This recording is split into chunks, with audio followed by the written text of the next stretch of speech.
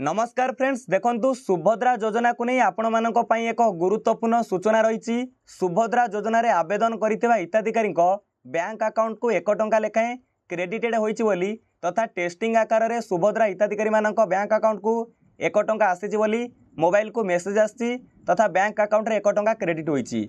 निहाती भाबरे देखंतु 17 तारिख दिन सुभद्रा योजना रे केउ हिताधिकारी माने टंका पाइबे केउ मानकु टंका मिलिबो नाही। जदि आपणकर मोबाइल को मेसेज आसीनी तथा बैंक अकाउंट रे 1 टंका क्रेडिट होइनी तो सेमानकु तथा आपण मानकु टंका मिलिबो कि नाही निहात भाबरे वीडियो क्लियर हो पारिबे। देखंतु प्रथम कथा म आपणकु प्रमाण देखौची जो सुभद्रा योजना रे टेस्टिंग मनी 1 टंका आसीची ताहा केउ बळी भाबरे लेखा आसी म आपणकु देखौची। देखंतु एई बळी भाबरे मेसेज आसी देखि पारुथिबे, dear customer DBT or government payment of Rs 1 credited to your account number. तो आपणकर अकाउंट रो लास्ट देखंतु आपणकर 6 डिजिट अकाउंट नंबर भी शो करूथिबो।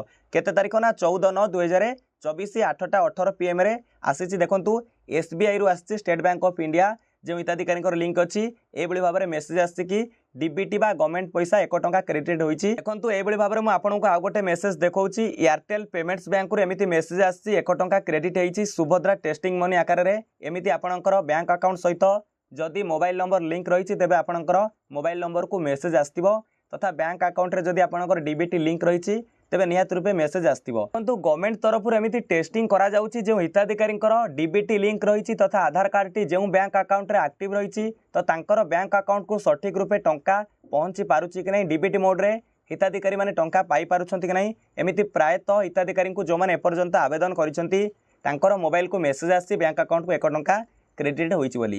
या सहित देखंतु समस्त मोबाइल को मेसेज आसी नहीं। प्रायतः हिताधिकारी बैंक अकाउंट रे आधार लिंक रही तांकर मोबाइल को मेसेज आसी नहीं।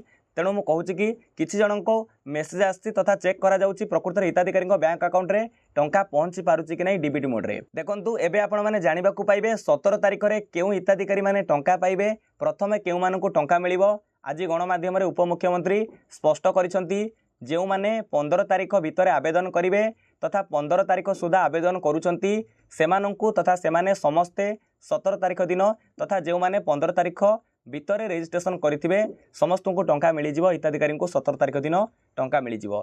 तो देखंतु एभली भाबरे आपण निश्चित भाबरे वीडियो रे कमेंट करंतु आपणकर बैंक अकाउंट रे टंकाटा क्रेडिटेड होईची कि नहीं, मोबाइल को मेसेज आसी कि नहीं। निहात रूपे गुरुत्वपूर्ण सूचनाटी थिला आपनको जणे देइछि। विदाय दियंतु। नमस्कार, जय हिंद, जय भारत, जय जगन्नाथ।